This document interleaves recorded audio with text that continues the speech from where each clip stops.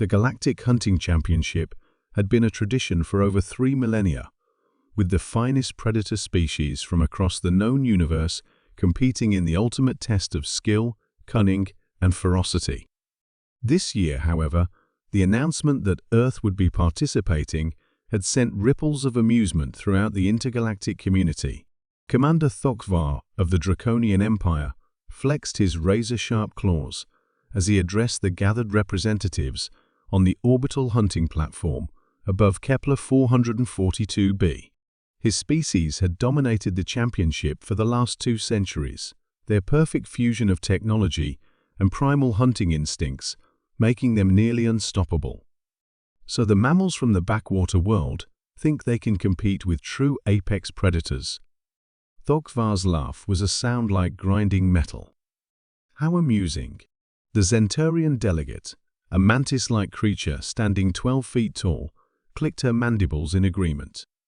Their application listed their chosen hunter as something called a honey badger. The scans show it weighs barely 30 pounds. What could such a pathetic creature possibly accomplish against the apex hunters of the galaxy? Around the assembly, similar sentiments echoed from the 43 participating civilizations. The shadow wolves of Rigel 7, each the size of an earth elephant. The crystal stalkers of the vegan system, whose bodies could shift through solid matter. The plasma drakes of the core worlds, living fire that could melt through starship hulls. And against these legendary predators, humanity had chosen a honey badger. Dr. Sarah Mitchell, Earth's representative, stood quietly beside a small containment unit, seemingly unbothered by the mockery surrounding her.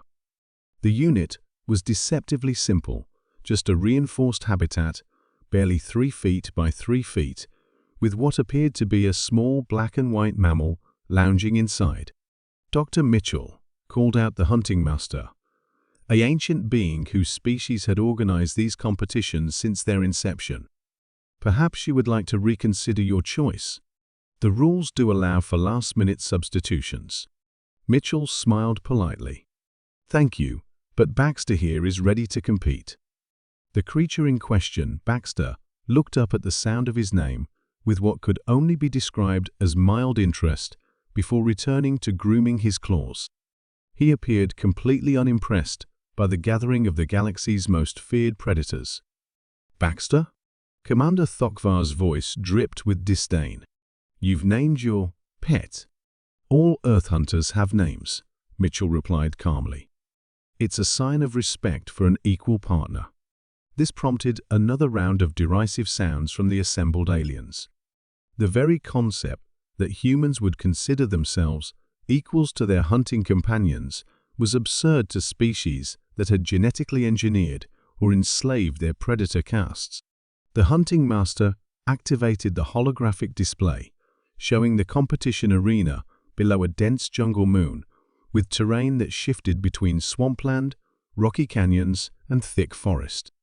Hidden throughout were 50 mechanical prey units, each designed to test different hunting skills.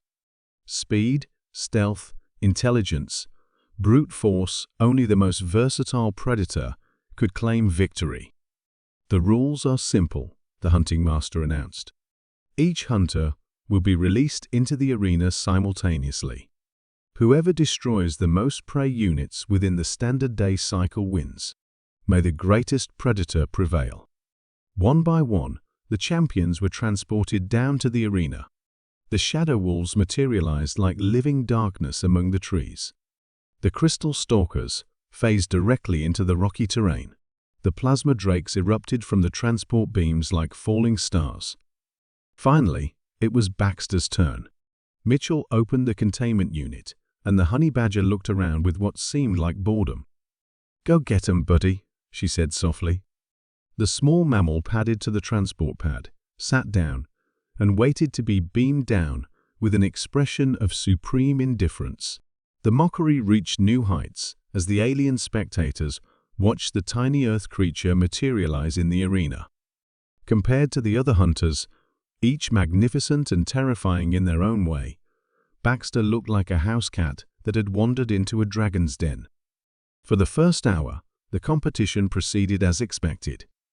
The Shadow Wolves used their pack tactics to corner multiple prey units simultaneously. The Crystal Stalkers ambushed their targets by emerging from solid rock. The Plasma Drakes simply incinerated everything in their path. Baxter, meanwhile, had found a sunny spot and appeared to be taking a nap. "Is your hunter sleeping?" asked the Zentarian delegate, barely containing her laughter. Mitchell checked her readings. Resting. Honey badgers are very efficient with their energy. But then something changed. The first sign was when a draconian hunter, a magnificent predator that had been stalking through the canyon, suddenly let out a sound of distress. The monitoring systems showed it engaging with something, but the cameras couldn't track what was happening. Then the draconian's life signs went dark. "Equipment malfunction," Commander Thokvar declared immediately. "There's no way that little rodent could—" His words were cut off as another hunter's signal vanished. Then another. The arena cameras, designed to track the fastest and most elusive predators in the galaxy, kept losing sight of a small black and white blur that seemed to be everywhere at once. Whatever it was moved with impossible determination, ignoring damage that would have killed lesser creatures, pressing attacks that defied all logic and self-preservation. Within 3 hours, half the competing hunters had been eliminated. "What is that thing?" whispered the Zentarian delegate, watching in horror as her champion Crystal Stalker, a creature that could phase through solid matter, somehow found itself trapped and dismantled by an opponent that should have been impossible to catch. Mitchell glanced at her datapad. Mellivora capensis. Honey badger. They're known for their tenacity. Tenacity? Commander Thokvar's voice cracked as his own champion, a shadow wolf the size of a small shuttle, fled in terror from something 100th its size. "That's not tenacity, that's madness."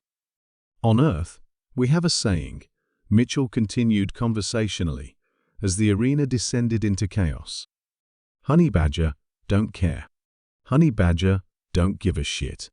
The alien delegates watched in stunned silence as their apex predators creatures that had conquered worlds and dominated food chains across the galaxy were systematically hunted down by a 30-pound mammal that seemed to operate on pure distilled aggression.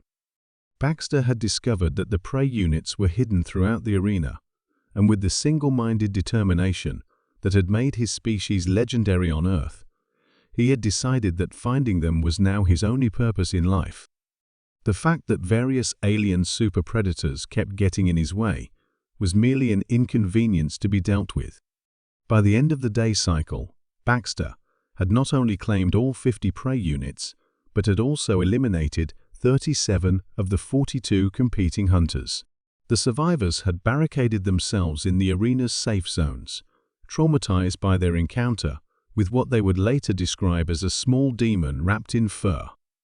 When the transport beam brought Baxter back to the platform, he carried the final prey unit in his jaws and promptly curled up in his containment unit for another nap, completely satisfied with a job well done. The assembled alien representatives stared at the small creature in profound silence. Finally, the hunting master found his voice. "Dr. Mitchell, what exactly is a honey badger?" Mitchell smiled. "Oh, they're not even Earth's apex predator. They're just the ones that don't know they're supposed to be afraid of anything." She paused, watching the alien delegates contemplate this information. "Wait until you meet our teenagers." The championship was quietly discontinued the following year.